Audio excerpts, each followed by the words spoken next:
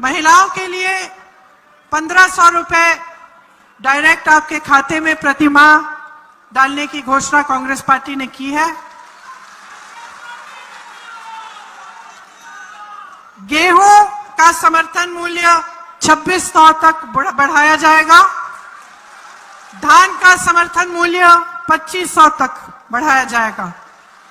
किसानों के कर्ज माफ किए जाएंगे, इससे पहले भी किया था और हमारी सरकारें अन्य प्रदेशों में कर रही हैं। 100 यूनिट बिजली माफ होगी, 200 यूनिट बिजली बिल हाफ होगी, मतलब आधी होगी। पुरानी पेंशन सरकारी कर्मचारियों के लिए जो पुरानी पेंशन है वो प्रदेश में लागू होगी। अभी हाल में छत्तीसगढ़, राजस्थान, हिमाचल में लागू है, वहां हमारी सरकारें हैं। गैस का सिलेंडर 500 रुपए में आपको मिलेगा। 5 हॉर्स पावर की सिंचाई की बिजली मुफ्त मिलेगी। ओबीसी वर्ग के लिए जो आरक्षण है वो बढ़ाया जाएगा 27% तक। यहां प्रदेश में जातिगत जनगणना की जाएगी। 2 लाख सरकारी पद खाली पड़े हैं, उन्हें जल्द से जल्द भरा जाएगा। जो बच्चे प्रतियोगी परीक्षाएं देते हैं, उनको फीस भरनी पड़ती है। और अक्सर क्या होता है, आजकल बहुत हो रहा है कि जो ये परीक्षाएं हैं इनमें घोटाला हो जाता है। तो बच्चा परीक्षा देता है, उसके बाद उसको फिर से दोबारा फीस भरनी पड़ती है, दोबारा देना पड़ता है।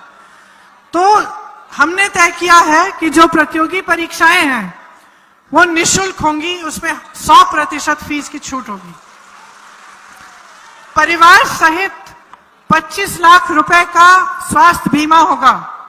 आज राजस्थान में हो रहा है, बड़े बड़े हार्ट की सर्जरियां भी मुफ्त में हो रही हैं इस बीमे के जरिए। राजस्थान में हो रहा है, हम चाहते हैं कि मध्य प्रदेश में यही पॉलिसी लागू हो। यहां पे भी आपको 25 लाख रुपए तक स्वास्थ्य बीमा मिलेगा और अगर दुर्घटना में आपको चोट लग जाए या कुछ हो जाए तो उसके लिए 10 लाख का बीमा होगा। पढ़ो और पढ़ाओ योजना में कक्षा 1 से 12 तक बच्चों को निःशुल्क शिक्षा मिलेगी। 1 से 12 तक निःशुल्क शिक्षा और 1 से 12 तक अलग अलग ग्रुप्स में, मतलब 1 से 12 शायद 1 से 8वीं क्लास तक 500 रुपए प्रति माह मिलेंगे। उसके बाद 9 से 10 शायद 1000 रुपए का है और 10 से 12 1200 या 1500 रुपए का है।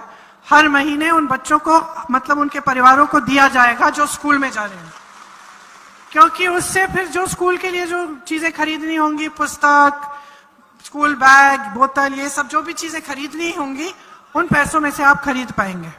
तो ये है पढ़ो और पढ़ाओ योजना। अब ये थी हमारी घोषणाएं। जो कहते हैं कि कांग्रेस के लोग भ्रष्ट हैं, वो क्या है?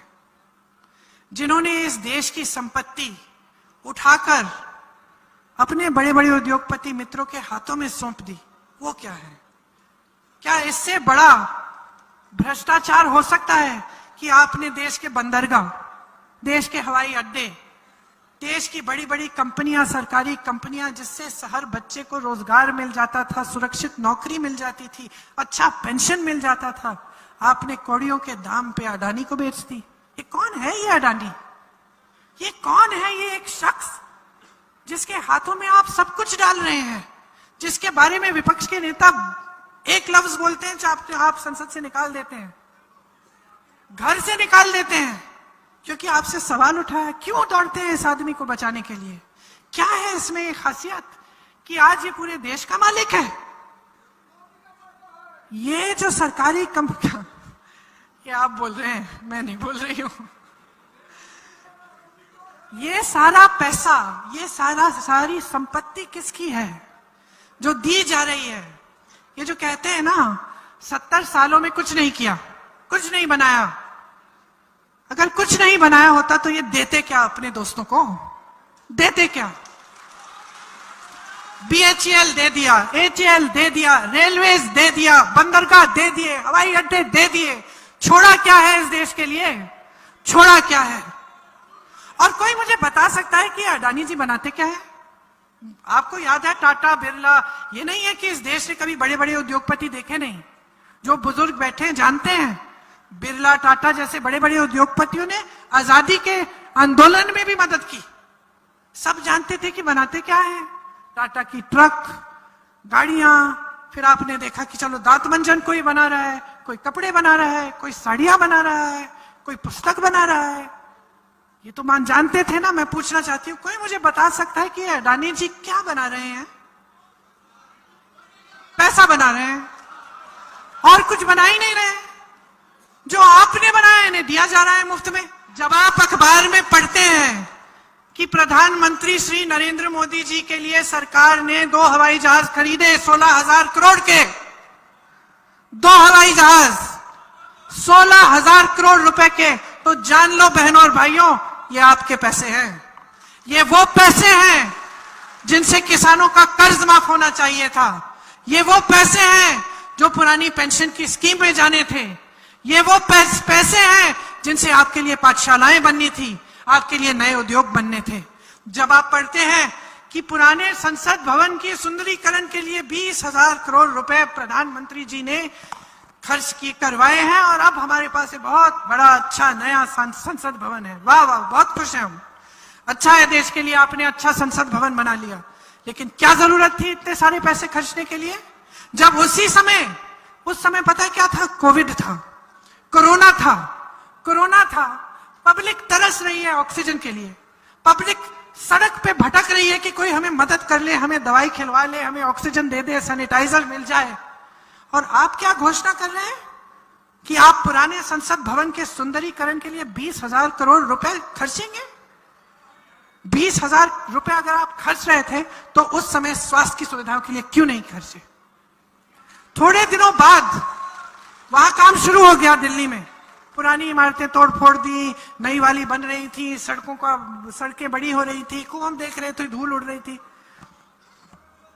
कुछ महीनों बाद किसानों ने आंदोलन शुरू किया। किसानों ने आंदोलन इसलिए शुरू किया क्योंकि 3 काले कानून ला रहे थे ये, जिससे किसानों की कमर टूट जाती। किसान समझ गया ये बात, आंदोलन किया। सैकड़ों किसान शहीद हुए, सड़क पर निकले, बैठे रहे महीनों के लिए। आप सब जानते होंगे, आपने पढ़ा होगा अखबारों में, महीनों के लिए बैठे रहे। सर्दी थी, बैठे रहे, पानी नहीं था, बैठे रहे, शहीद हुए। प्रधानमंत्री जी अपने आवास से नहीं निकले उनसे बात करने के लिए। उस समय मैं यूपी में काम करती थी। किसानों का गन्ने का बकाया 15,000 करोड़ रुपए था। 15,000 करोड़ रुपए का बकाया, 20,000 करोड़ रुपए का सुंदरीकरण, और सरकार कह रही थी हमें इस बकाये के पास, हमारे पास पैसे नहीं है इस बकाये को देने के लिए। समझ रहे हैं आप? भाई रिश्ता कैसे बनता है?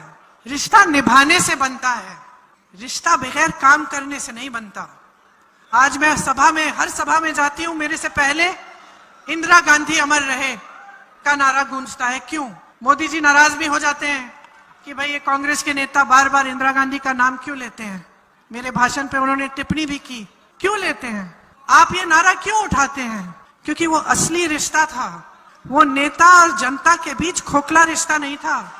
उनको मामी जी, चाची जी कहने की कोई जरूरत नहीं थी। आप जानते थे कि ये महिला जब आपके यहाँ आएगी, आपकी मुसीबतों के लिए लड़ेगी, आपकी समस्याओं को हल करने के लिए पूरा प्रयास करेगी। आप मजदूरी कर रहे हो, आपको पट्टा देगी। आपको मालूम था कि ये महिला जो आपके सामने कहेगी वो करके दिखाएगी, मालूम था कि नहीं? और आज उनके गुजर जाने के 40 साल बाद आप उनको इसलिए याद करते हैं। आपके मन में उनके लिए इसलिए श्रद्धा है क्योंकि उन्होंने सिर्फ काम करके नहीं दिखाया, उन्होंने इस देश के लिए, आपके लिए, इस धरती के लिए अपनी जान दे दी और पीछे नहीं हटी। ये होता है नेता और जनता के बीच का रिश्ता। ये होता है दिल में आदर, जो सिर्फ जनता के दिल में नेता के प्रति नहीं, लेकिन नेता के दिल में जनता के प्रति होता है। आज खूब पब्लिसिटी होती है, खूब मीडियाबाजी होती है, खूब घोषणाएं होती हैं, खूब रिश्ते बातों बातों में बन जाते हैं, लेकिन उन रिश्तों को निभाने वाला कोई नहीं है। देखिए, मेरी दादी जी कहती थी कि पब्लिक में सबसे ज्यादा विवेक है। जानते हैं, जब चुनाव हारी तो नाराज नहीं हुई, दुखी नहीं हुई। उन्होंने कहा पब्लिक में सबसे ज्यादा विवेक है। उससे सीखा, सोचा कि मुझसे कोई गलती हुई है, इसीलिए ये हुआ है। पब्लिक की बात को सुना, अपने संकट के समय भी सुना और जब जीती उस समय भी सुना। यही होती है असली राजनीति और यही होता है असली नेता। आप में सबसे ज्यादा ज्ञान है, आप में सबसे ज्यादा विवेक है। जब मैंने आपकी परिस्थिति आपसे पूछी, आपने कहा महंगाई है, बेरोजगारी है, किसान परेशान है, आपने कहा। तो ये असलियत आपके सामने है, इस असलियत को समझो। और सबसे बड़ी चीज, अपने विवेक से ये समझो कि इस असलियत को बदलने की शक्ति आपके हाथों में है, ये वोट है। जब ये बात समझ जाओगे, तो कोई ऐसा नेता नहीं होगा जिसकी ये हिम्मत होगी कि आपके सामने आकर झूठ बोले। जब आप इस विवेक से अपना वोट दोगे, इस जिम्मेदारी से अपना वोट दोगे, तभी आप अपने हाथों को और मजबूत बनाओगे।